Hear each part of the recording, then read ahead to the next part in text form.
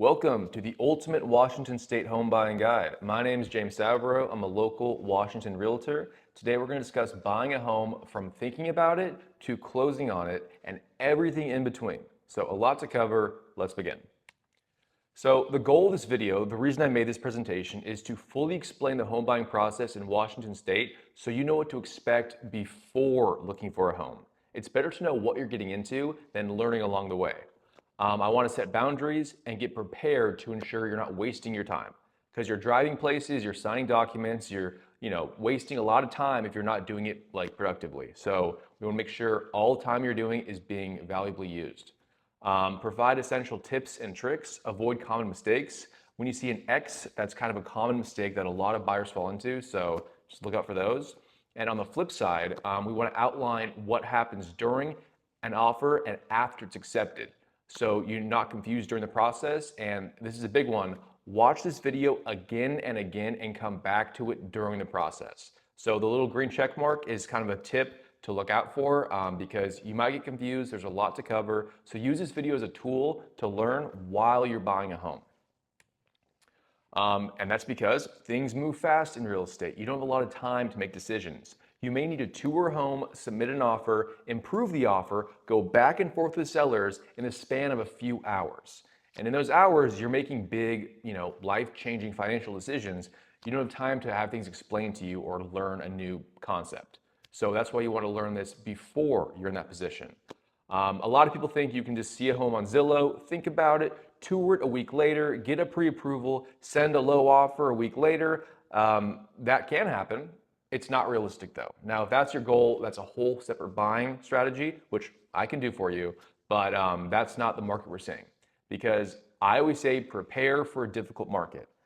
Because if you prepare for a difficult market, you're over-prepared for an easy market. Because right now in Washington, multiple offers are common. The last 5 offers I put in, I think there was at least 7 offers on the home, each home. So prepare for that. Now, that's not all homes. There's definitely opportunity to get no other offers and lower bids, but it's not common, especially if you want to get all the things you want in a home. Okay, step 1, choosing your real estate agent. You're going to need an agent to buy a home, so you might as well choose one before so they can do the most work for you. Your agent is your go-to resource for all things real estate, so choose wisely.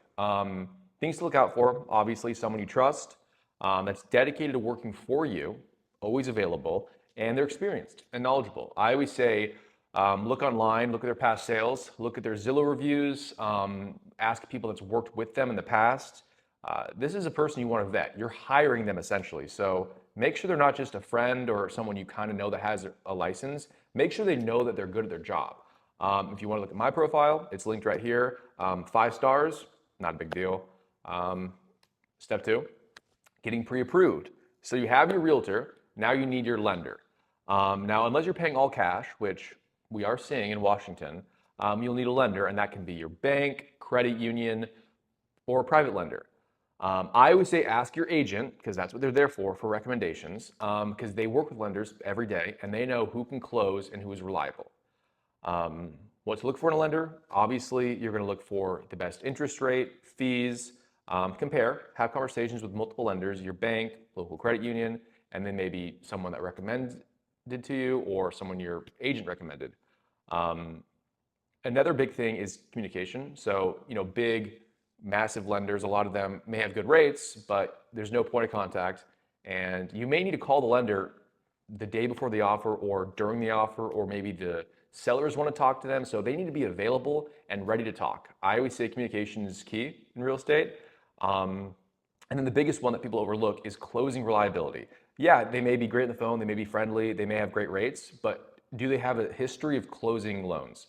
Because the last thing you want is to wait 30 days in escrow and then the loan to just not be funded and you're back out looking and you wasted all that time and money. So can they close? Look at their rate and ask your realtor, are they reliable? Can they get the job done? Because they're going to give you your pre-approval. Now, once you get a lender, you will get pre-approved by verifying your income, your debts, and determining the price range of the home you can afford. You're probably wondering, how much of a down payment? What are the fees, interest rates? What's my monthly payment? That's exactly what the lender's for. They answer these questions. They go over all your finances, your income, what you're spending, all these things money related. That's the lender's job to go over, okay? Because they will get you a pre-approval. Notice it's in gold because that's your golden ticket. Getting that pre-approval letter is key to beginning the home search. Now, pre-approval letter is not a pre-qualification letter. A pre-qualification letter is equivalent to me getting a piece of paper and writing in crayon, I have $5 million. It means nothing. You want a pre-approval letter, okay? Because that's verified. And that's what the seller's gonna look at when they look over your offer. It'll show how much home you can afford, how much you're putting in a down payment. Again, a lot of options, as little as 0% to, all cash. So, talk to your lender about that. You want to submit all your documents to your lender. A lot of people like to get soft pre-approvals. Just get fully pre-approved because you're going to have to do it anyway, and it's better to do stuff that's not time urgent before you're in the time crunch. Again, things move fast. Have it ready to go. So here's your team: your realtor, your guide to everything real estate related. How old's the house? How many offers are there? Can we get this house? Is it FHA approved? Lender. How much am I spending monthly? What's my down payment? What's my closing costs? Everything finance related. So this is your go-to. Do not be afraid to bug them and call them. And that's their job. So a lot of people are like, oh, I don't want to call the realtor. I don't want to call the lender. They're busy. Yeah, they should be busy for you. Step 3, easy part. This is where most people start their home search. But now that you are overly prepared, you're actually going into it with a head start. Defining your home criteria. Most people know what they want. You talk to your agent, maximum price, you'll know that. Locations, the size, bedrooms, home style features. Everyone has an idea of what they want. Once you define this, your agent will handpick homes that match that criteria. New listings come to the market Thursdays, Fridays-ish, sometimes other days, but that's an idea. I always say, look at homes Thursday, Fridays, plan it late Friday, and then kind of tour homes Saturday, Sunday, Monday, or whenever you're available, really. Also look on Zillow if you want, send homes to your agents. Really just kind of that open communication. I recommend like a group chat. That's the best way I found to communicate. Now, needs and wants. Not everyone gets what they want. Some people do, some people don't. I always say prioritize needs over wants. So make a list of must-haves. So for example, you must have the home located in the Lake Washington School District, but it would be nice to have a 5th bedroom. It's not mandatory though. Must have a door that's facing south, but it'd be nice to have a 3-car garage. So really identify what's the must-have elements of this home. Because if you're looking for that golden home, it could be a little tricky. Now, step 4, touring homes. Again, a lot of people start at this step, but now that you're prepared, you're ahead of them. Pick your top 3 to 5 homes and schedule a tour with your agent on a day you're free. I always say see 3 to 5 homes in one day so you can compare. Don't do more than 5. Why? Will I show you more than 5? Sure. I always say don't because I've done this for 5-6 years. Every time I do that, they get overwhelmed. Homes start to blur, and every buyer also knows that there's never more than 5 homes that they actually want to put an offer in on. So they're seeing homes for the sake of seeing homes, and that's wasting your time, the agent's time, the lender's time, the seller's agent's time, other buyers that may want to tour it. So really only look at homes you genuinely want to potentially live in. Because also, not all homes are going to be possible. So before you tour homes, make sure you send the home to your agent so they can check to see if the home's even possible for you. It may not be accepting the type of financing you have. There may be a crack in the foundation. There may be a mold issue. There may just be, an issue with the school district. There's a million reasons that you can't see on online listings that your agent has access to know if the home's even possible for you. Maybe there's a major street and you have a dog. Just make sure to vet all homes through your agent because there's a million red flags that you may miss. Now, step 5, making an offer. This is where the competition begins, basically. So once you found the home that you just are like, this is the one I want to live in, it's time to act quickly. People say, how long do I have? Oh, can I think it over? Yes. Always think things over and take your time, but also act as quickly as possible because at any moment the home could be gone. Homes are not like cars. You can want, a Toyota, and there's 100 of them. There's endless for the customers. There's one home. There's no duplicate homes. So it's not like people can buy the same one. There's one home. So remember that. Ask the agent, is the home competitive? They'll know pretty immediately. They'll know if there's less than a week on the market in a hot market, probably competitive. Average days on market right now is like 7 to 10 days, depending on the area. Likely competitive if it's less than a week. And does it have a review date? A lot of times sellers will set review dates for offers to review all offers that come in, which usually means they are either expecting offers or they already have offers in hand. So once you know if it's competitive, again, it may not be competitive, in which case, don't even stress about this. But let's over prepare. That way we're ready to go if it is easy or hard. Let's time to strategize. So if you want to negotiate a lower offer and get a deal on a home, let's focus on homes that are not brand new and are not having review dates, because it's silly to try and submit offers under list price if there's 5 other people that are paying, $100,000 more. You're wasting your time, and it's just like not going to happen. So getting a deal, a lot of people think that they want to pay less than what the sellers are offering, which is totally possible. I do it all the time, but the home's usually sitting on the market for a week or two, is overpriced in general, and there's not a lot of people that want to buy it. It could be bad marketing, it could be an issue with the home, it could be a bad location, it could just be no one saw it, or it's a slow week. There's a lot of reasons. It's not necessarily a problem with the home. And you can do that, but that's a different strategy. When the home has multiple buyers and 10 plus people also want the home just as much as you, sometimes the deal is just winning the home. That's the deal you're getting. I mean, just look at this kind of demand curve. The more demand a thing has, the higher the price is going to be. That's just, basic economics. Now, low competition homes. They are a thing, do it all the time, depending on the market. But again, not a lot of strategy, not a lot of stress, easy breezy, less common. So you can submit lower offers on a home, ask for credits at closing, and have more contingencies, which are just kind of safety nets if it's a slower market. They're not bad homes. They can be, as I said, bad marketing, overpriced, inexperienced agents, for sale by owners. And they're easy to win. You kind of send over any offer and they'll accept it.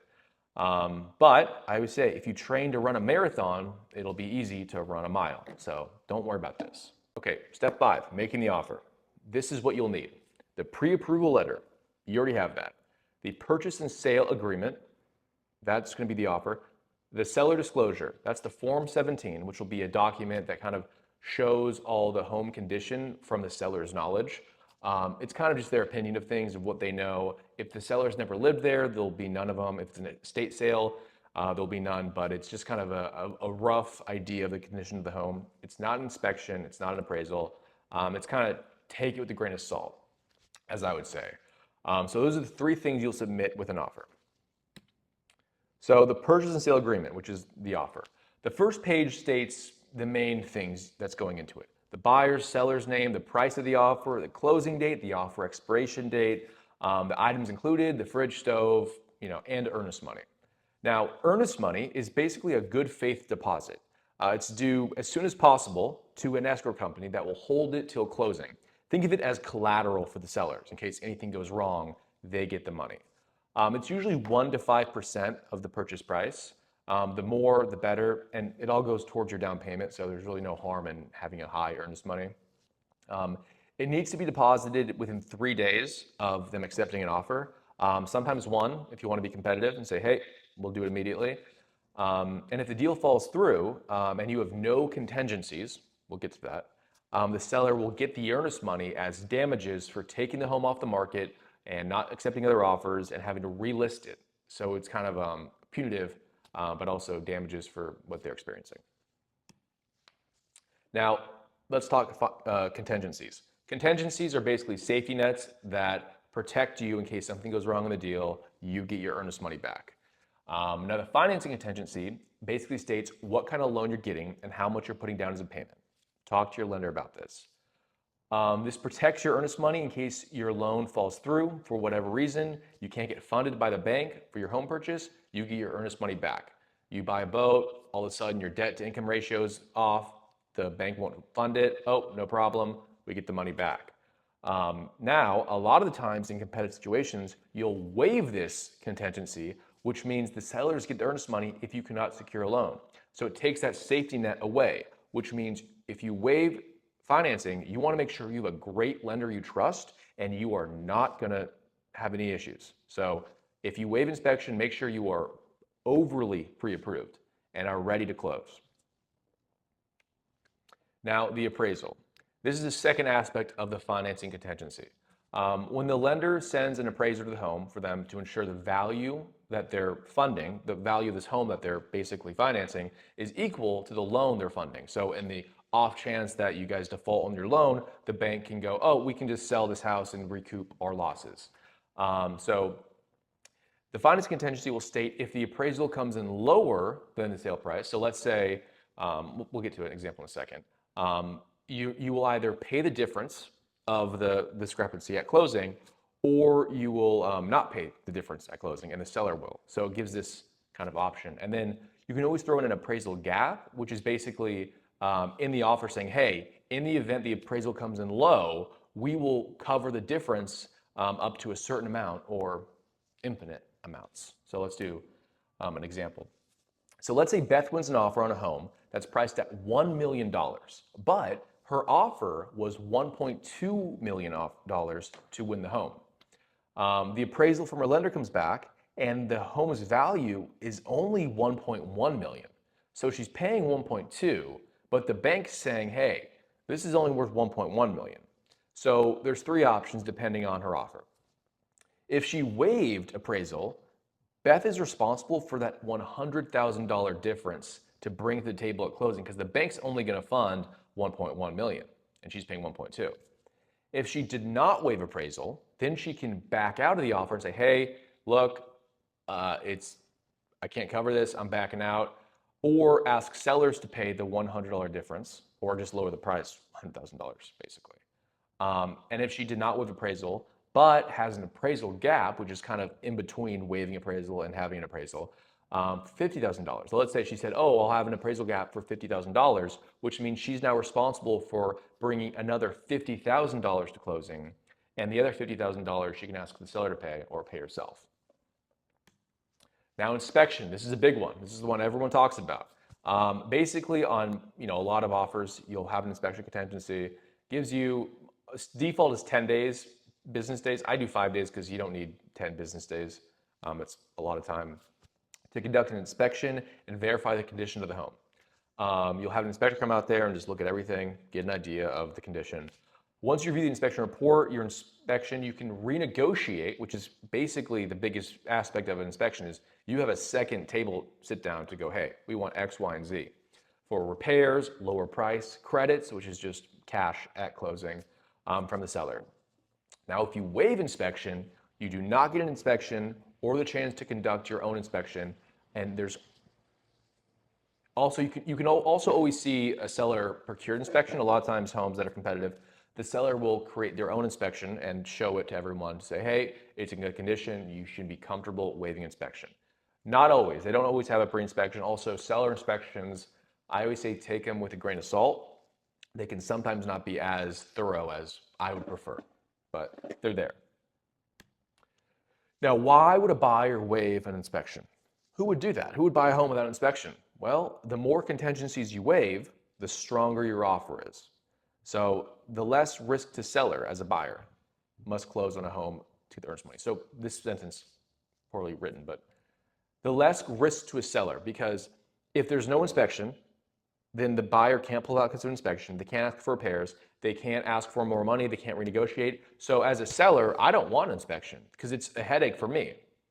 I'd rather just provide a pre-inspection and know the home's in good condition. And hey, look, it's in good condition. Give us an offer. I don't want to come back to another, negotiation at a table. So, yeah, the sellers love no inspection. They love a waived inspection because the buyer cannot renegotiate terms. Now, the more contingencies you waive, the more risk you take on. But with a good agent and lender, you can minimize this risk. Now, what's the cherry on top of a good offer? Well, you have two things really. Number one is releasing earnest money. Now, this is, creme de la creme. You basically deposit earnest money directly to the sellers within 24 hours. This is now their money. This is very attractive to sellers because they get the money no matter what happens. It's their money. You basically say, hey, here's $20,000 to $50,000. Let me buy the home. It's your money, regardless if I can't close this deal. Risky, again, but with a good agent and a good lender, you should be fine. Now, personal letter, these not everyone accepts. There's some laws around them. But I always say, if you can, write a letter why you love this home, why you want to make it your home. Now, they're not always accepted, but if you're going to buy a house, put a little effort into it, I say. Now, here's an example of a competitive offer. The home is listed on Thursday for $700,000. You tour it on Saturday with your agent. You learn from your agent the sellers have an offer review date set for Monday and are expecting 10 offers. Okay, so you have 2 days to act. You stay in touch with your agent and the listing agent, and it learns, basically your agent will do communication and they will learn what it takes to win this offer. And the offer you put together is $780,000 purchase price, so $80,000 above list price, with a $40,000 earnest money deposit closing in 21 days. So you're above list price, you're putting down a big earnest money, and you're closing before 30 days. Those are all three key things. Now, you waive inspection, so no inspection is being conducted. You waive financing, but you've also reviewed the pre-inspection. So you know the home's in good condition, and you're well pre-approved with your lender, so waiving financing is not an issue. Now, you also include a $50,000 appraisal gap. As you know, the home is probably going to be appraised for $730,000, worst case scenario. So if in case, the appraisal comes back and it's low, you go, hey, no problem, I'll bring another $50,000 to the closing table to cover that. So the seller goes, oh, so there's going to be no issue here closing. We're ready to go. You also release earnest money to sellers in 24 hours. Now, again, this is a very big play, and I would never, ever recommend doing this unless there's like multiple offers. But when there's 10 offers and there's a review date on Monday, I would recommend doing it, because unless you don't want the home and you kind of want to play it safe, sure, offer lower. But if you want to win a home, you got to go all out. Now, here's an example of a non-competitive offer.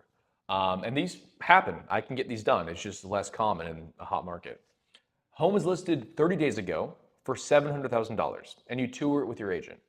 You learn from your agent the sellers have no offers and are open to making a deal.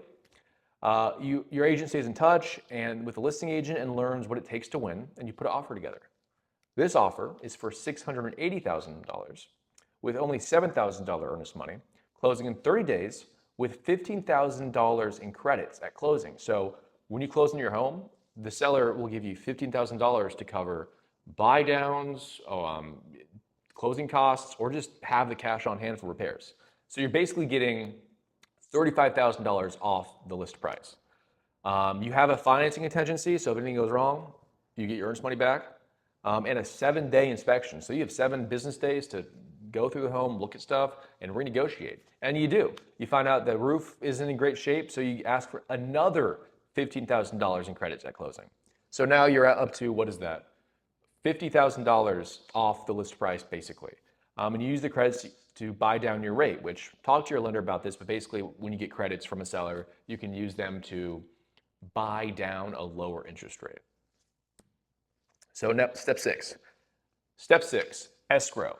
So once your offer is accepted, you're now in what's called mutual acceptance. You're officially in escrow, which lasts on average 21 to 30 days, depending on the loan type. Now, here's some key deadlines to note.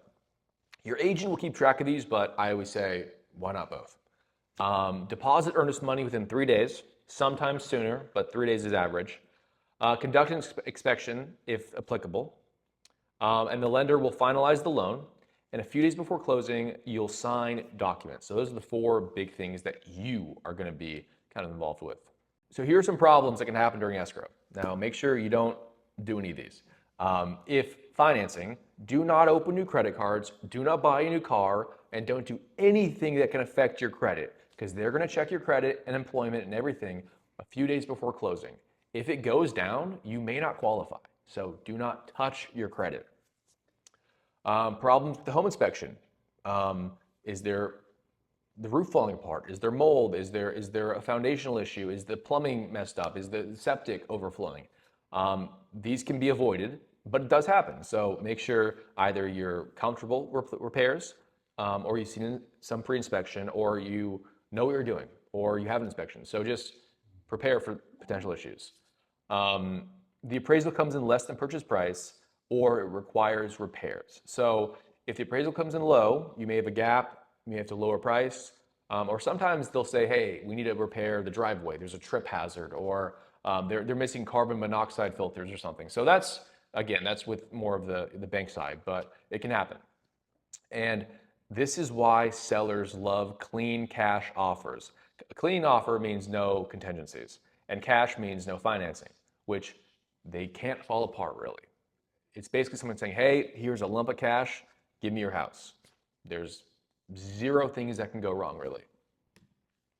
Now, closing time. This is the fun part, easy part, once you've won.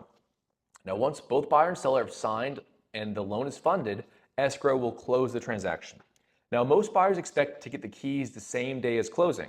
Oh, it's the closing date is for, Monday the 2nd. I get keys Monday the 2nd whenever I feel like it. No. It depends on when the county is recording. So basically, once the transaction is closed, it'll be sent off to the county to record recording numbers. Your agent will update you the moment you have official ownership on record. Now, recording can take time. You will not get the keys the morning of closing. Best case scenario, by noon, sometimes not till the end of the day, sometimes not till the next day, or maybe 3 days. It really is up to the county and the agent, the lender, escrows. No one has control over this. So it really is just kind of be prepared to not get the keys the day of closing. And once you get the recording numbers, your agent will call you, congratulate you, and meet you at the home with a gift. They better. And yeah, you get your keys, and that is it. Common mistakes. I think we covered these, but looking for homes without getting pre-approved. What are we doing here? Making major purchases like a car during escrow and lowering your credit. And the biggest one, choosing the wrong lender or agent without research. These people are literally the ones handling the transaction, and if they drop the ball, your entire financial investment goes away. So make sure they are on the ball, you trust them, and they are well reviewed. Any questions you have? I know this is kind of a very quick, broad overview, but leave a comment, or you can just text me, email me, check me out on Instagram.